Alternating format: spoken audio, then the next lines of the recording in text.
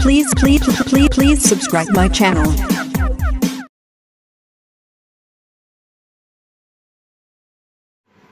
नमस्कार, आज हम पढ़ते हैं राजियारा सोरठा, जिसमें नंबर 13 जो खड़ और गुड़ है, जो भूसी होती है, जो हम अनाज निकालने के बाद जो चारा होता है जो पशुओं को खिलाया जाता है, और गुड़ उसके बारे में बताया गया है कि उसमें अगर एक भाव से बेचा जाए, अर्थात दुर्जनों और सज्जनों में को एक भाव से आंका जाए, तो उस नगरी में रहने से अच्छा है कि कई दुर्जन या निर्जन वन में चले जाएं।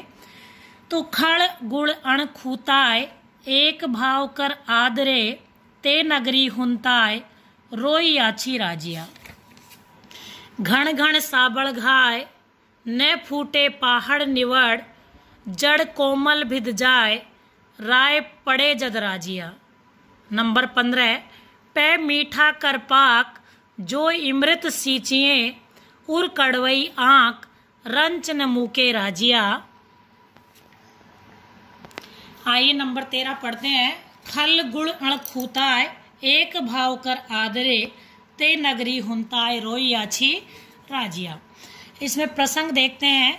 और यह अवतरण कवि कृपाराम द्वारा रचित राजियारा सोरठा से लिया गया है।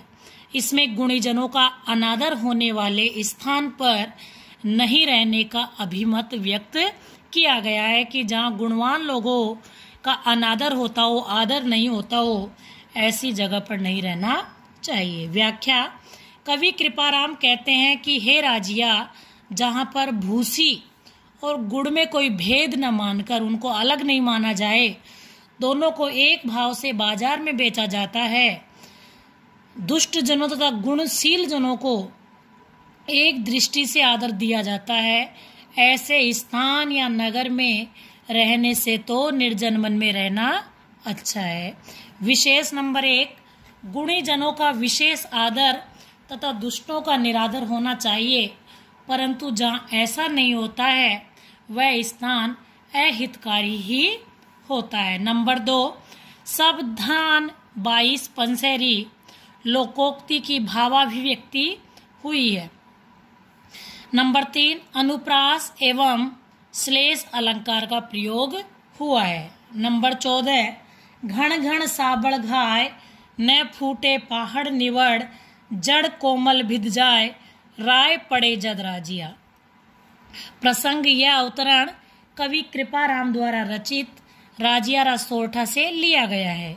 इसमें भेद नीति के प्रभाव का वर्णन किया गया है। व्याख्या, कवि कृपाराम खिड़िया कहते हैं कि हे राजिया, कठोर पहाड़ पर घण और सब्बल से, अर्थात हथौड़े से काफी प्रहार करने पर भी, चोट करने पर भी वह नहीं फूटता या नहीं टूटता है। पहाड़ को फोड़ना कठिन होता है, परंतु यदि इसमें दरार पड़ जाए तो वह बड़ी आसानी से फोड़ा जा सकता है। अर्थात दरार पड़ने से कठोर पहाड़ को भी आसानी से तोड़ सकते हैं। संगठन होता है, मित्रता होती है। अगर कई बार बहुत बड़ी बड़ी बातें होती है लेकिन वो टूट नहीं पाता है, उसमें कोई दरार नहीं आती, लेकिन कई बार छोटी छोटी बातें भी दरार का कारण बन जाती हैं। इसी प्रकार अन्योक्ति यह है कि घनिष्ठ मित्रता को या मजबूत संगठन को भेद नीति से भेदा जा सकता है। विशेष नंबर 1 घन व सब्बल ये पत्थर या पहाड़ तोड़ने के पारंपरिक औजार है। कवि ने लोकानुभाव के आधार पर भेद नीति के असर की व्यंजना की गई है। नंबर 2 अनुप्रास व काव्यलिंग अलंकार तथा सोरठा छंद है। डिंगल शब्दावली, डिंगल भाषा है जो मारवाड़ यानी पश्चिमी राजस्थान के पश्चिमी प्रदेश में बोली जाती है, उस शब्दावली का भावानुरूप प्रयुक्त हुई है। नंबर 15 पै मीठा कर पाक, जो इमृत सींचिए, कर उर कड़वाई आंख, रंचन मुके राजिया। प्रसंग प्रस्तुत अवतरण चारण कवि कृपाराम खिड़िया द्वारा रचित राजियारा सोरठा से लिया गया है। इसमें आंकड़े यानी आंख का जो पौधा होता है तथा दुर्जन जो व्यक्ति है उसके स्वभाव को अपरिवर्तनीय बताया गया। अर्थात दुर्जन हो चाहे सज्जन, लेकिन प्रकृति कभी बदलती नहीं है स्वभाव, आसानी से नहीं बदलता।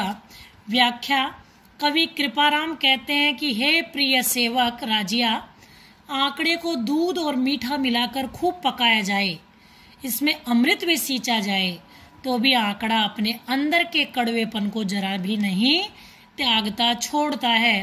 अर्थात आंकड़े को जितना मीठा बनाने का प्रयास करो वह कड़वा ही रहता है, क्योंकि वह उसका जातिगत स्वभाव है। अन्योक्ति यह है कि दुर्जन की चाहे जितनी भी सहायता करो, जितना भी उसे अनुकूल बनाने की कोशिश करो, परंतु वह अपने हृदयगत कटु स्वभाव को नहीं त्यागता, छोड़ता है। उसका आचरण सदा अपरिवर्तनीय है, यानी बदलने वाला नहीं रहता है। विशेष आंकड़े का प्रतीकात्मक प्रयोग सुंदर हुआ है। इसमें दुष्ट जनों को से दूर रहने की अभिव्यंजना हुई है। अनुप्रास, स्वाभावोक्ति तथा अन्योक्ति अलंकार प्रयुक्त है। डिंगल भाषा एवं सोरठा छंद इसमें